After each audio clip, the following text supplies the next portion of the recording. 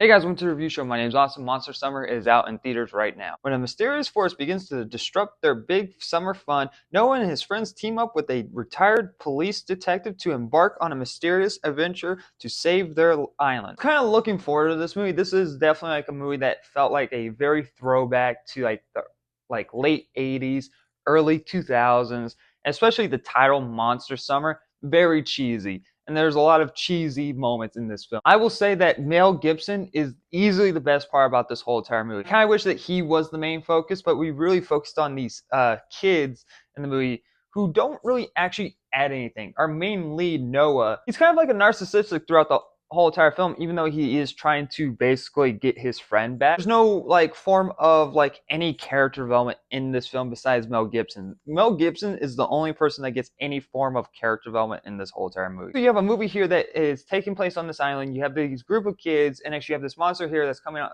to this island to terrorize people, mostly kids, because kids start going missing, and next they are not really acting like themselves. Majority of this film is like a detective type of film, and the detective stuff really lacks.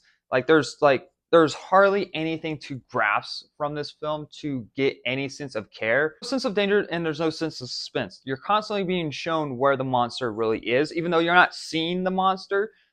Most of the time, like this monster is driving a car, and what they really call the monster throughout the whole entire film is a witch. So you're constantly seeing this car appear like throughout the town and like driving around like it's from like that Stephen King novel that is like with a haunted car. I don't know the name. I don't know the name of the book. Whenever you show where this thing is while you're having this detective story going around, it's that loses all tension. That loses all suspense because like okay, well I know that the thing or the witch is over there, so I don't need to really feel scared for the characters. They're off doing this investigation, and it also kind of ruins this whole entire misleading first subplot of the film that actually goes nowhere and you see coming from a mile away. The problem is they think it's so clever when it's really not. It's kind of like insulting in some way because they give off these creepy shots that like suggesting like, hey, this might be the suspect that you're looking for, to not be that at all. And it's just like, why? What was even the point of that? And you see it coming from a mile away. It's not anything shocking besides it being slightly a waste of time. It's almost like the Jaws situation with the fake fin in Jaws. The difference between this and Jaws, though, in Jaws it only took up 2 minutes of the film, and it didn't really take anything away from the movie. It didn't take away the suspense of the film. It was kids being kids and kids being dumb. And it was just like, I bought that. I believe that kids would probably go out and do something like that. But here we have a shot of a hand, like somewhat, I don't, like doing this to the back of a kid on a staircase. This I don't know how to describe. Correct. I don't want to say crusting. That's even worse. This wasn't really anything to get behind in this movie, and Noah's motivations were all over the place, and there just wasn't any form of foundation to get behind for this character. The reason why he's going out of his way and jumping all to these conclusions that just don't literally go anywhere. There is this like subplot with this girl that he has a crush on that doesn't go anywhere. That she could have had some form of involvement. Like he had a anxiety to go talk to her. This is like a girl that he knew for like his whole entire life. This girl witnessed his friend getting somewhat form of taken by this monster and knows this situation and knows what actually happened.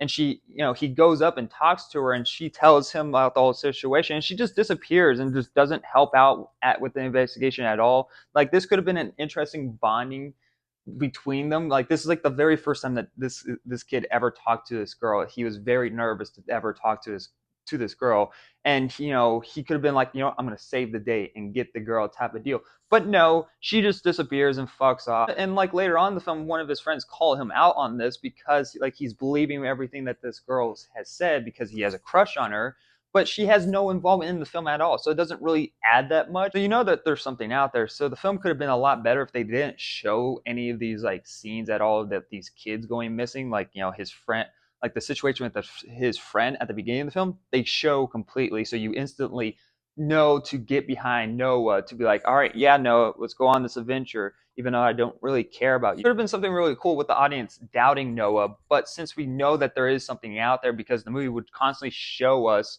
that this thing is going actually going around and happening instead of just coincidence. That would have been cool, but no, they decided to play it very generic. Honestly, rip off a lot of films like Sandlot, Jaws, even Stranger Things. And I get, like, films take inspiration from other films, like Top Gun Maverick is definitely like A New Hope with Star Wars and the trench run. But Top Gun Maverick had great acting. It had um, cool stunt pieces to the film, great music, something actually to root for in Top Gun. But here, there was nothing really to root for. The one character that you could really root for is Mel Gibson, but he wasn't really the main focus, and I wish that he was the main focus. You had Kevin Smith in the movie for no reason. Every once in a while, he would show up because, I don't know, this kid Noah wanted to be a writer like his dad. So I guess Kevin Smith was like the mayor or, like, the runner of this news outlet of this town. I have no idea. He was just there, really. And, like, that could have been an interesting dynamic between Kevin Smith and Mel Gibson, like as a duo movie. Because there's this rumor going around in the movie that Mel Gibson killed his family, so that could have been an interesting dynamic between Mel Gibson and Kevin Smith, because you could have had Kevin Smith put out the story about this rumor, and that rumor ruined Mel Gibson's life, and you could have had a redemption moment for Mel Gibson because he could relate to the situation, what happened to him in the past. Have a redemption for Kevin Smith putting out a story about something that actually happened and fixing Mel Gibson's life. So you could have had something interesting like that. But no, it's just this very, very generic film that takes elements from other films that were better than what this one was. It does have an interesting concept that just doesn't really go anywhere. I'm gonna give Monster Summer a C-. The movie is all right. There isn't really that much to get behind besides Mel Gibson's character, and the concept itself has an interesting idea, but they don't do anything interesting with it besides taking elements from other films that were better than it. So that's kind of how I think about the film, really. Would rather watch this over Joker 2, though. Anyway, guys, thank you very much for watching. Like always, I'll see you guys next review. Bye, guys.